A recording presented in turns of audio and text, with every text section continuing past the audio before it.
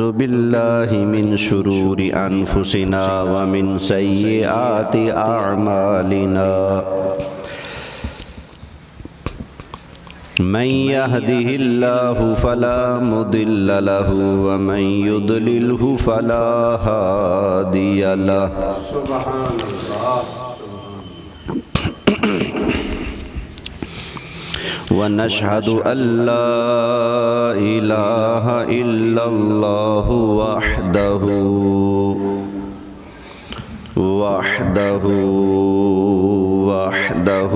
لا شريك له ونشهد أن سيدنا وسندنا وملجأنا ومأوانا ومولانا محمدًا صلى الله عليه وسلم عبده ورسوله أما بعد فأعوذ بالله من الشيطان الرجيم بسم الله الرحمن الرحيم سبحان الله إنا أعطيناك الكوثر فصل لربك وانحر إن شانئك هو الأبتر صدق اللہ العظیم۔ بڑی محبت سے درود پاک پڑھ لیں۔ الصلاة والسلام علیک یا رسول اللہ، الصلاة والسلام علیک یا حبیب اللہ، الصلاة والسلام علیک یا امام الانبیاء والمرسلین وعلى آلک واصحابک یا جد الحسن والحسین۔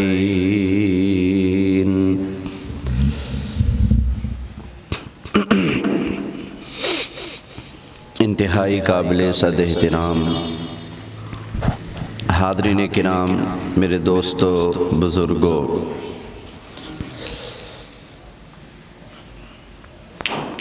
آج جمعۃ المبارک کا مقدس اور بابرکت دن ہے۔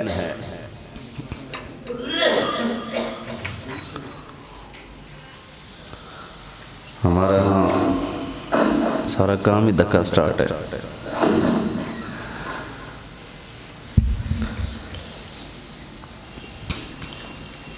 دعا فرمائیں اللہ تعالیٰ اس دن کی برکتوں سے ہم سب کو مالا مال فرمائے۔ آواز تھوڑی کم کر دیں، آواز زیادہ ہے۔ نبی کریم صلی اللہ علیہ وآلہ وسلم ارشاد فرماتے ہیں، جب جمعہ کا دن آ جائے تو بڑے اہتمام سے میری ذات پر درود و سلام پڑھا کرو۔ اللہ تعالیٰ کے فرشتے اس دن آتے ہیں اور تمہارا پڑھا ہوا درود پاک میری بارگاہ میں بڑے خاص اہتمام سے پیش کرتے ہیں۔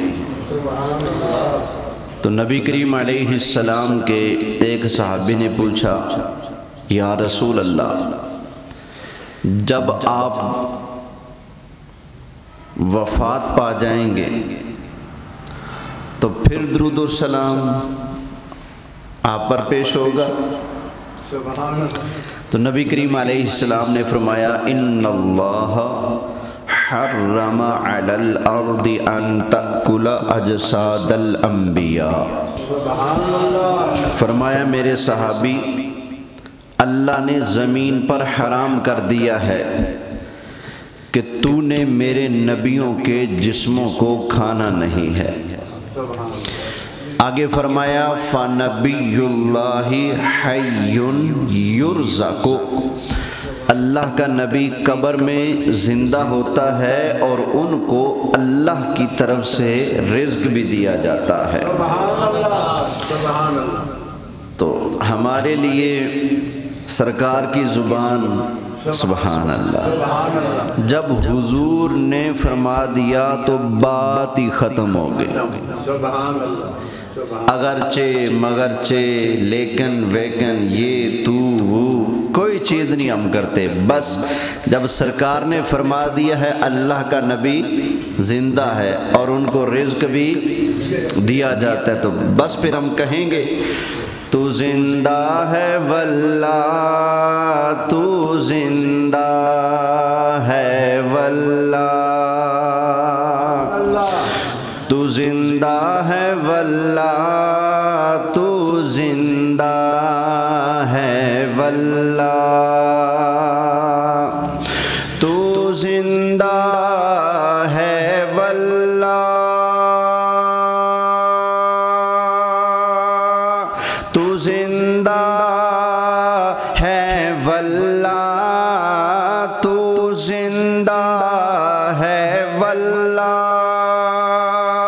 تو زندہ ہے واللہ، میرے چشم عالم سے چھپ جانے والے، میرے چشم عالم سے چھپ جانے والے، چمک تجھ سے پاتے سبحان اللہ سب پانے والے، چمک تجھ سے پاتے ہیں سب پانے والے، چمک تجھ سے پاتے ہیں سب پانے والے، چمک تجھ سے پاتے ہیں سب پانے والے، میرا دل بھی چمکا دے چمکانے والے، میرا دل بھی چمکا دے چمکانے والے۔ سبحان اللہ سبحان اللہ۔ خیر آتے ہیں موضوع کی طرف، اس سے پہلے حدیث شریف سنائی ہے درود پاک کے حوالے سے، تو بآواز بلند محبت کے ساتھ سرکار کی بارگاہ میں درود و سلام پڑھ لیجیے۔ الصلاۃ والسلام علیک یا رسول اللہ، الصلاۃ والسلام علیک یا حبیب اللہ صلی اللہ تعالی علیہ وآلہ وسلم۔ اللہ تعالیٰ نے ہمارے آقا صلی اللہ علیہ وآلہ وسلم کو 4 بیٹیاں اور 3 بیٹے عطا فرمائے۔ سبحان اللہ۔ 4 بیٹیاں اور 2 بیٹے حضرت خدیجہ سے پیدا ہوئے، اور 1 بیٹے حضرت ابراہیم حضرت ماریہ قبطیہ رضی اللہ تعالی عنہا ان سے پیدا ہوئے۔ میرے آقا علیہ السلام کے 1 بیٹے کا نام ہے حضرت قاسم، 1 کا نام ہے حضرت عبداللہ، جن کو طیب اور طاہر بھی کہا جاتا ہے، حضرت عبداللہ۔ اور نبی کریم علیہ السلام کے 1 بیٹے جو مدینہ شریف میں پیدا ہوئے تھے، اور سرکار کی وہ آخری اولاد ہیں جو پیدا ہوئے، وہ ہیں حضرت ابراہیم۔ بیٹے تینوں کے تینوں بچپن میں اللہ کو پیارے ہو گئے۔ میرے آقا علیہ السلام کی 4 صاحبزادیاں، ایک جو بڑی صاحبزادی ہیں ان کا نام ہے حضرت سیدہ زینب، ایک کا نام ہے حضرت سیدہ رقیہ، ایک کا نام ہے حضرت سیدہ ام کلثوم، اور ایک سب سے چھوٹی صاحبزادی میرے آقا علیہ السلام کی، ان کا نام ہے حضرت سیدہ فاطمہ الزہرا سلام اللہ علیہا ورضی اللہ تعالی عنہن۔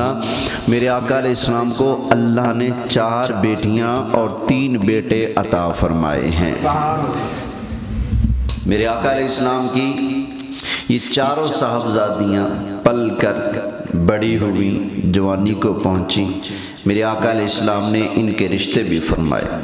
اپنی بڑی بیٹی حضرت زینب کا رشتہ صحابی رسول حضرت ابو العاص رضی اللہ تعالی عنہ کے ساتھ ہوا، اور سرکار کی دو صاحبزادیاں حضرت رقیہ اور حضرت ام کلثوم، ان دونوں کا رشتہ پہلے ابو لہب کے بیٹوں عتبہ اور عتیبہ سے ہوا تھا، لیکن جب نبی کریم علیہ السلام نے نبوت کا اعلان فرمایا تو اس سرکار کے چچا نے حضور کی مخالفت کی اور اپنے بیٹوں کو مجبور کیا کہ وہ حضور علیہ السلام کی صاحبزادیوں کو طلاق دے دیں، یعنی کہ رشتہ جو منسوب ہو چکا ہے وہ ختم کر دیا جائے۔ تو انہوں نے باقاعدہ رشتہ ہونے سے اور رخصتی سے پہلے ہی نبی کریم علیہ السلام کی بیٹیوں سے اپنے بیٹوں کا تعلق ختم کروا دیا۔ پھر ان دونوں سرکار کی بیٹیوں کا رشتہ حضرت عثمان غنی رضی اللہ تعالی عنہ سے ہوا یکے بعد دیگرے۔ پہلے حضرت رقیہ کے ساتھ ہوا، جب وہ اللہ کو پیاری ہو گئی تو پھر حضرت ام کلثوم کے ساتھ حضرت عثمان غنی کا نکاح ہوا، اور سرکار مدینہ صلی اللہ علیہ وسلم کی چوتھی اور آخری چھوٹی بیٹی حضرت خاتون جنت سیدہ فاطمہ الزہرا رضی اللہ تعالی عنہا، ان کا نکاح حضرت علی مرتضی شیر خدا کرم اللہ تعالی وجہہ الکریم کے ساتھ ہوا۔ ہم اہل سنت نبی کریم علیہ السلام کی چار بیٹیاں چاروں کو مانتے ہیں، حضور کے تین بیٹے تینوں کو ہم سلام کرتے ہیں، تینوں کو ہم مانتے ہیں۔ لیکن ہمارے مقابلے پر شیعہ ہیں، وہ نبی کریم علیہ السلام کے بارے میں کہتے ہیں کہ صرف ایک ہی بیٹی ہے حضور کی، بس وہ حضرت فاطمہ زہرا، باقی حضور کی بیٹیاں نہیں ہیں۔ اب یہ دیکھیں کیا خیال ہے، میری بیٹی میری بچیوں کے بارے میں کوئی کہہ دے کہ یہ تیری نہیں ہے تو مجھے تکلیف ہوگی کہ نہیں ہوگی؟ ہوگی۔ تو جو رسول اللہ کی بیٹیوں کے بارے میں کلیم کرتے ہیں کہ وہ رسول اللہ کی بیٹیاں ہیں ہی نہیں، تو کیا خیال ہے وہ نبی کریم علیہ السلام کو اذیت نہیں پہنچا رہے؟ تو یہ بکواس کرنے سے پہلے انہیں چاہیے کہ اپنی کتابیں پڑھیں۔ ان کی کتابوں میں رمضان شریف کا ایک خاص درود لکھا ہوا ہے، اللہم صلی علی زینب بنت نبیک ولعن علی من عزا نبیک فیہا، اے اللہ تو درود بھیج نبی کی بیٹی زینب پر اور اس پر لعنت کر جو زینب کے معاملے میں تیرے نبی کو تکلیف دے، اے اللہ تو درود بھیج رقیہ پر اور اس پر لعنت کر جو رقیہ کے معاملے میں نبی پاک کو تکلیف دے، اے اللہ تو درود بھیج ام کلثوم پر اور اس پر لعنت کر جو ام کلثوم کے معاملے میں نبی پاک کو تکلیف دے، اے اللہ تو درود بھیج حضرت فاطمہ زہرا پر اور ان پر لعنت کر جو حضرت فاطمہ کے معاملے میں نبی کریم علیہ السلام کو تکلیف دے۔ تو پھر جب تم کہتے ہو کہ بیٹی ایک ہے، تین بیٹیوں کا انکار کرتے ہو، تو ان تین بیٹیوں کو بھی حضور کی صاحبزادیوں کو بھی تکلیف دیتے ہو کہ نہیں؟ بولیے، امام الانبیاء کی بیٹیاں اور انہی صاحبزادیوں کا رشتہ حضور سے جب توڑا جائے، نہیں تم حضور کی بیٹیاں ہو ہی نہیں، تو تکلیف تو پہنچا دی نا۔ تو اس کا مطلب ہے یہ وہ ٹبر ہے جو خود ہی اپنے آپ کو مارتا بھی ہے اور اپنے آپ پر لعنت بھی کرتا ہے۔ تو اللہ کا شکر ہے ہم حضور کی چاروں بیٹیوں کا ادب کرتے ہیں، احترام کرتے ہیں۔ کہتے ہیں جی نہیں، اگر چار ہیں تو مشہور ایک کیوں؟ مشہور ایک کیوں؟ اب یہ بتائیں آسمانی کتابیں کتنی ہیں؟ ویسے تو ڈھیر ساری ہیں، مشہور چار۔ پھر ان چاروں میں بھی مشہور کون سی ہیں؟ قرآن پاک ہے۔ تو قرآن زیادہ مشہور ہے، باقی زیادہ مشہور نہیں ہے، تو کیا باقیوں کا انکار ہو جائے گا؟ نہیں۔ نبی کریم علیہ السلام کے صحابہ کتنے ہیں؟ सवा लाख कम व बेश, लेकिन मशहूर कितने हैं? 4 हैं। तो क्या 4 के मशहूर होने से बाकियों की नफी हो जाएगी? बोलिए नहीं ना। इसी तरह अल्लाह के फरिश्ते कितने हैं? अरबों खरबों करोड़ों, गिनतियां खत्म। अल्लाह ही जाने कितने फरिश्ते और पैदा हो रहे हैं अभी भी। समझ आ गई ना? तो लेकिन मशहूर फरिश्ते कितने हैं? 4 है ना। तो क्या 4 के मशहूर होने से बाकी की नफी हो जाएगी? नहीं। आसमानी किताबें 4, बाकी किताबों की नफी नहीं। मशहूर फरिश्ते 4, बाकी फरिश्तों की नफी नहीं। नबी के सहाबा मशहूर 4, बाकियों की नफी नहीं। अहले बैत मशहूर 5 तन पाक, बाकियों की नफी नहीं। इसी तरह सरकार की साहबजादियां 4 मशहूर, अगर ज्यादा एक हो तो बाकी 3 की नफी नहीं होती। तवज्जो है जी? खैर, ये एक लंबा चौड़ा मौजू है कि हुजूर अलैहिस्सलाम की बेटियों का जिक्र किया जाए, आपकी अज़वाज का, आपकी औलाद का, आपके वालिदैन का जिक्र किया जाए। अल्लाह ने तौफीक दी तो इसको फिर कभी छेड़ेंगे, अभी आगे चलना है। नबी करीम अलैहिस्सलाम के तीनों बेटे बचपन में अल्लाह को प्यारे हो गए। ये तो बात आप सुनते रहते हैं ना, तीनों बचपन में अल्लाह को प्यारे हो गए। तो हुजूर अलैहिस्सलाम मक्का में जब नबूवत का ऐलान आपने फरमाया हुआ था और लोगों में हुजूर तबलीग फरमाया करते थे, तो उन दिनों में नबी करीम अलैहिस्सलाम के पहले बेटे सरकार के साहबजादे हजरत कासिम का इंतकाल हुआ। जब हजरत कासिम का इंतकाल हुआ तो मक्का के अंदर एक काफिर है जिसका नाम है आस बिन वाइल। तो इसने मक्का वालों से कहना शुरू कर दिया, कहने लगा देखो मोहम्मद का एक बेटा था, वो फौत हो गया, इनकी तो नस्ल ही खत्म होगी, ये तो अबतर हो चुके हैं, ये हैं कल को ये भी फौत हो जाएंगे, बस तुम जानो मक्का जाने, मक्का की सरदारी जाने, तुम होगे, तुम्हारा दीन होगा, इनका दीन भी ख़त्म हो जाएगा, ये खुद भी ख़त्म हो जाएंगे, इनकी औलाद भी ख़त्म हो जाएगी, कोई इनको मानने वाला, इनका नाम लेने वाला नहीं होगा। माअज़ल्लाह उस आस बिन वाइल ने सरकार के बारे में ये कहा। लेकिन क्या ख्याल है, उस काफिर की बात सच्ची निकली है? नहीं ना। क्या हुआ?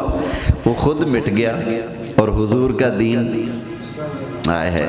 इसलिए तो आला हजरत फरमाते हैं कि मिट गए मिटते हैं, मिट जाएंगे आदा तेरे, मिट गए मिटते हैं, मिट जाएंगे दुश्मन तेरे, न मिटा है ना मिटेगा कभी चर्चा तेरा, न मिटा है ना मिटेगा कभी चर्चा तेरा, वरफ़अना लका ज़िक्रक का है साया तुझ पर, बोलबाला है तेरा, ज़िक्र है ऊंचा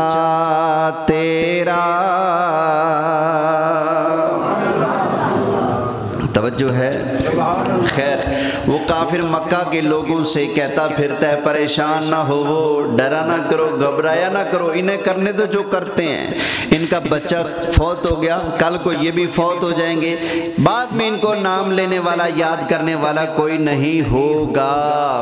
नबी करीम अलैहिस्सलाम तक ये बात पहुंची, अल्लाह के महबूब अलैहिस्सलाम के कल्बे अतहर को तकलीफ पहुंची कि ये काफिर बेईमान जो हैं मेरे बारे में कहते हैं कि इनका کوئی یاد کرنے والا نہیں ہوگا، ان کا کوئی نام لیوا نہیں ہوگا، یہ تو ابتر ہو چکے ہیں۔ ابتر اس کو کہتے ہیں جس کا اپنا سگا نسبی بیٹا نہ ہو، کیونکہ حضور کا بیٹا فوت ہو گیا تو کہنے لگے جی یہ ابتر ہو چکے ہیں۔ جب کافروں نے اس طرح کی باتیں کر کے نبی کریم علیہ السلام کو تکلیف پہنچائی تو اللہ تعالیٰ نے سرکار کی تکلیف اور اذیت کو دور فرمانے کے لیے سورہ کوثر نازل فرما دی۔ کون سی سورت؟ کون سے پارے میں ہے؟ پڑھی ہوئی ہے؟ 30واں پارہ بھی پڑھا ہوا ہے؟ ہاں جی، کب؟ سال پہلے، 2 سال پہلے یا بچپن میں؟ ہاں جی، پڑھتے رہتے ہیں؟ چلو اللہ تعالیٰ ہمیں پڑھتے رہنے کی توفیق عطا فرمائے۔ توجہ ہے جی، اللہ تعالیٰ نے ارشاد فرمایا اِنَّا أَعْطَيْنَاكَ الْكَوْثَرَ فَصَلِّ لِرَبِّكَ وَانْحَرْ إِنَّ شَانِئَكَ هُوَ الْأَبْتَرُ۔ اللہ تعالیٰ نے نبی کریم علیہ السلام پر سورہ کوثر نازل فرمائی اور حضور علیہ السلام کو اللہ تعالیٰ نے خود تسلی ارشاد فرمائی۔ فرمایا حبیب پریشان نہ ہو، کیوں؟ اِنَّا أَعْطَيْنَاكَ الْكَوْثَرَ، ہم نے آپ کو کوثر بخش دیا ہے۔ کیا بخش دیا ہے؟ کیا دے دیا ہے؟ کوثر دے دیا ہے۔ کوثر کیا ہے اس کی پوری تفصیل آئے گی، پہلے ترجمہ سن لیجئے۔ ہم نے آپ کو بخش دیا ہے کوثر۔ فَصَلِّ لِرَبِّكَ وَانْحَرْ، تو حبیب پیارے آپ اپنے رب کے لیے نماز بھی پڑھیں اور قربانی بھی کریں۔ عام طور پر وَانْحَرْ کا ترجمہ قربانی کر دیا جاتا ہے، کئی مترجمین نے یہ ترجمہ کیا ہے، لیکن یہ جو ہے نا نحر، ونحر، یہ ایک خاص لفظ ہے، اس کے خاص مراد ہے، خاص معنی ہے۔ وہ کیا؟ باقی جتنے بھی قربانی کے جانور ہیں یا قربانی کے علاوہ بھی جو جانور ہیں جو ذبح کیے جاتے ہیں ان کی گردن پر چھری چلائی جاتی ہے، اسے کہتے ہیں ذبح کرنا۔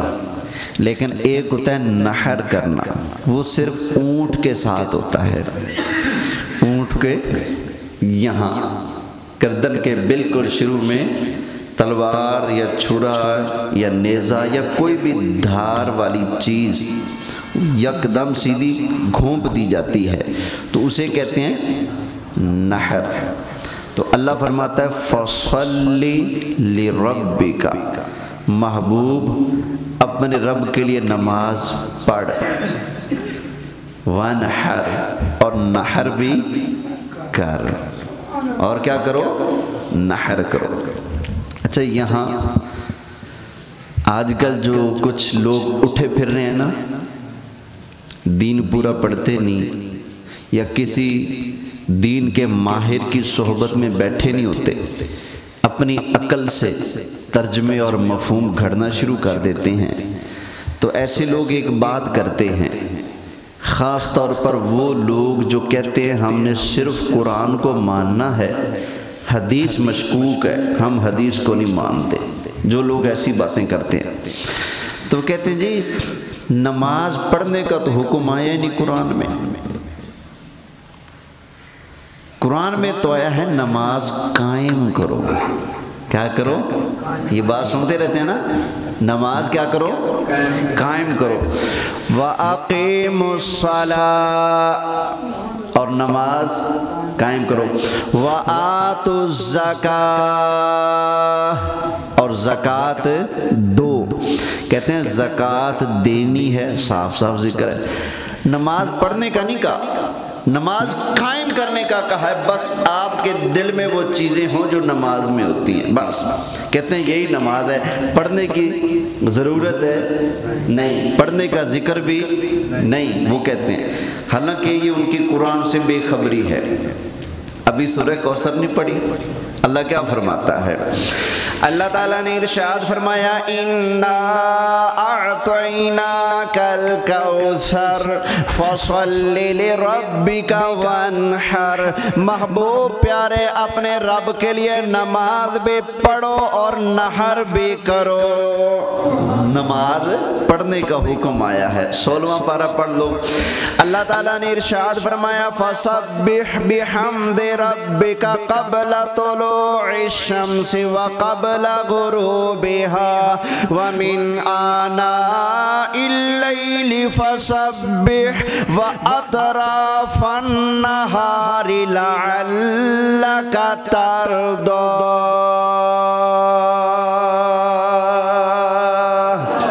اللہ تعالیٰ نے 5 نمازوں کا ٹائم ذکر فرمایا اور فرمایا محبوب پیارے فجر بھی پڑھا کرو، ظہر بھی پڑھا کرو، عصر بھی پڑھا کرو، مغرب اور عشاء بھی پڑھا کرو۔ محبوب پیارے رات کے اندر تہجد کی نماز بھی پڑھا کرو۔ یا اللہ کیوں فرمایا لعلک ترضیٰ،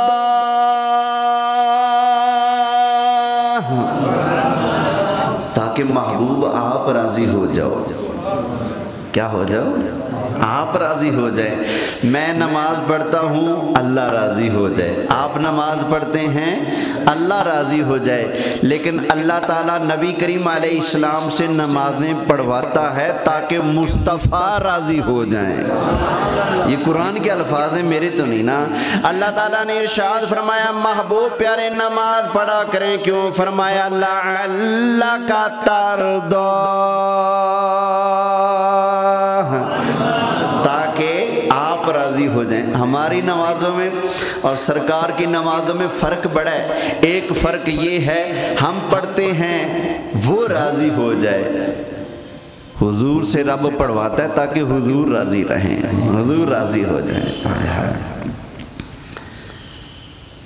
اور نبی پاک علیہ السلام فرماتے ہیں میں نے تب تک راضی ہونا نہیں جب تک میں اپنے ایک ایک غلام کو پکڑ کر جنت میں داخل نہ کر دوں، تب تک میں نے راضی نہیں ہونا۔ خیر، اللہ تعالیٰ نے ارشاد فرمایا اِنَّا أَعْطَيْنَاكَ الْكَوْثَرَ، محبوب پیارے ہم نے آپ کو کوثر عطا فرما دیا۔ فَصَلِّ لِرَبِّكَ وَانْحَرْ، محبوب پیارے اپنے رب کے لیے نماز بھی پڑھا کریں اور نحر بھی کیا کریں، قربانی بھی کیا کریں۔ إِنَّ شَانِئَكَ هُوَ الْأَبْتَرُ، محبوب پیارے بے شک وہ جو آپ کا دشمن ہے وہی ابتر ہے۔ ابتر کون ہے؟ ابتر وہ ہے جو نبی کریم علیہ السلام کا دشمن ہے، حضور ابتر نہیں ہے۔ وہ بے ایمان نے کہا تھا نا لا جی محمد کا ایک ہی بیٹا تھا فوت ہو گیا، یہ تو ابتر ہو گئے۔ تو اللہ اس بے ایمان کو جواب دیتا ہے بے ایمانہ تو کہتا ہے کہ مصطفیٰ کریم علیہ السلام ابتر ہو گئے، ان کی نسل ختم ہو گئی، ان کا کوئی نام لینے والا، ان کو یاد کرنے والا، ان کا ذکر خیر کرنے والا کوئی باقی نہیں رہے گا۔